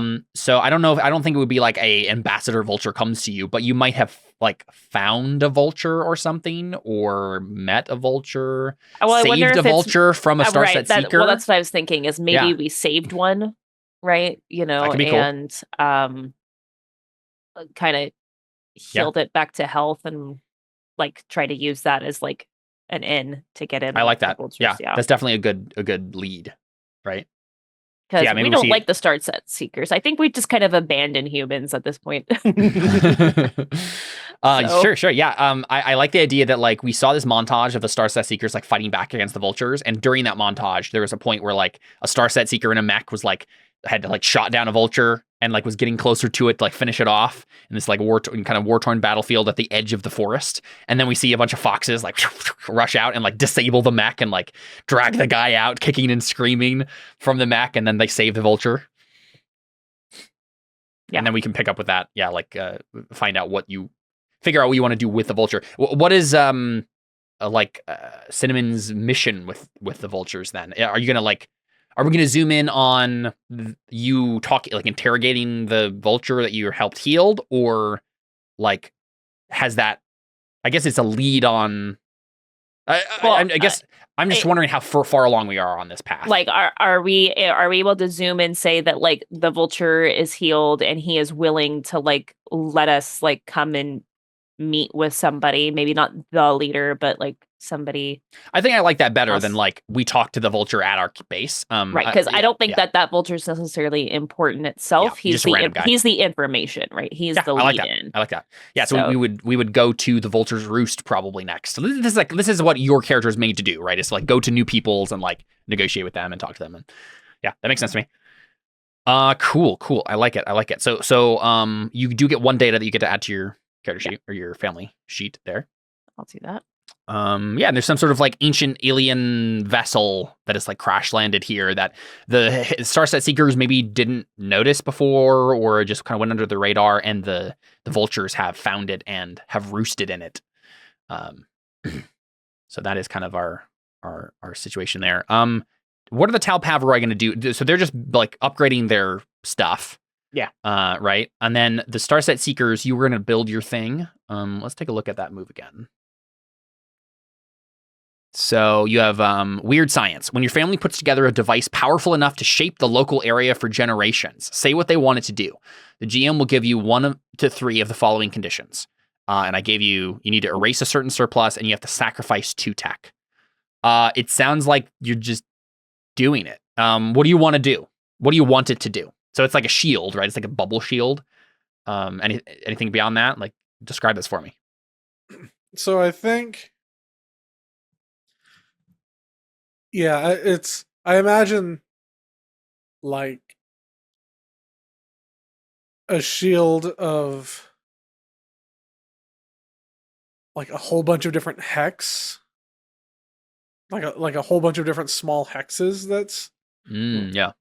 So like each like little hex of energy is interlocked with all these others. So like there's this really distinguishable hex pattern throughout the whole bubble. And it's just like, and it's like just a big dome city, basically. That's like is kind of what you're making here. like a dome city, but like the dome is translucent. Yeah. Or like, it's translucent, but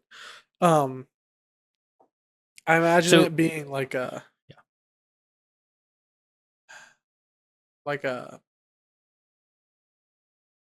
either a silvery tint or a coppery tint.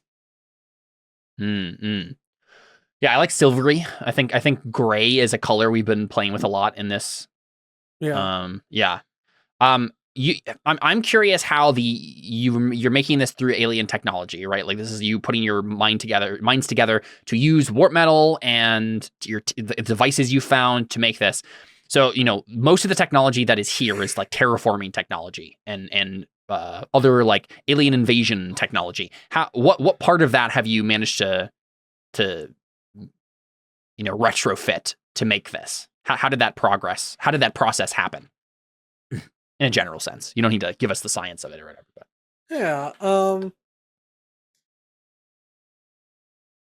My initial thought was that during interstellar travel, that there would be some need for reinforced shielding to protect from like space debris. Yeah. The shields of the ships. Yeah, of course. Yeah. It's basically just repurposed shields from the ships that we've re-engineered and nice. Yeah. I do like that a lot. The difference being that it's not molded specifically around the shape of the ship. Instead of like having to conform to this exact shape, it's Yep. more because it's a more basic shape. We are able to put more energy into just having it be sturdy. Yeah, I like the idea that like Versus- maybe, you know, before it was like personal shields is what you could offer with this technology. And maybe your mechs have had this all along. But like you made some sort of like thin, I'd like to say like thin warp metal paneling in these hexes. Very, very, very thin sheets of warp metal that are like, or maybe even just like warp metal like lining or something. Like the border of this is warp metal, and that's the thing that's like conducting the whole thing. Is like the structure of the whole thing is based on these hexes of warp metal that are like being retrofitted with these shields, and so the energy thinks it's protecting a spaceship, but it's you managed to spread it out so far by like this clever managing of like really thin sheets of metal that are like stretched out. I like that. Sweet. So yeah, I definitely know where we can take this next, but let's go ahead and take a quick break and then we can dive back in. We still got like an hour or so here, and let's dive back in and we'll get some stuff with Cinnamon and the vultures, and then maybe that will escalate into something more. I have a couple ideas. We'll see when we get back here playing some Legacy right after this break.